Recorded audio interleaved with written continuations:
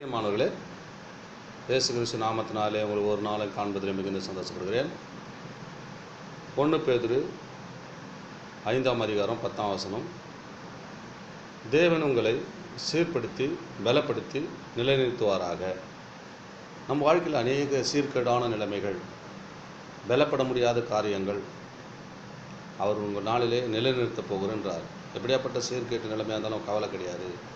நான் உங்களை என்ன பண்ண சீர்படுத்த போகிறேன், கோணலானதையெல்லாம் செவ்வைப்படுத்த போகிறேன். எந்த காரியமாக இருக்கட்டும், வியாதியோ வறுமையோ இல்லை அநேக தீய பழக்கங்களோ எந்தெந்த காரியமாக இருந்தால் கூட பரவாயில்ல, ஆண்டவர் உங்களை பார்த்தாங்க சொல்கிறாரு. உங்களை நான் என்ன பண்ணேன், சீர்படுத்த போகிறேன், பலப்படுத்த போகிறேன். பலப்பட முடியாத காரியங்கள், நிலை நிற்க முடியாத காரியமாக இருக்கலாம், அதெல்லாம் நான் என்ன பண்ணேன், பலப்படுத்த போகிறேன். உங்களை நிலைநிறுத்த போகிறேன், அதில் நான் உறுதிப்படுத்த போகிறேன். என் பிள்ளையை நான் என்ன பண்ண போகிறேன், பலப்படுத்தி சகாயம் பண்ண போகிறேன், உன்னை ஆசீர்வதிக்க போகிறேன். ஆண்டவர் உங்களை பார்த்தாங்க சொல்கிறாரு. எந்தெந்த காரியத்தில் நீங்கள் சீர்கெட்டான நிலைமையில் இருக்கிறீங்களோ, எந்தெந்த காரியத்தில் பலப்பட முடியாத இருக்கிறீங்களோ, அந்த காரியத்தில் ஆண்டவர் பலப்படுத்தி சீர்படுத்தி உங்களை நிலைநிறுத்த அவர் ஆசீர்வதிக்க வந்திருக்கிறாங்க.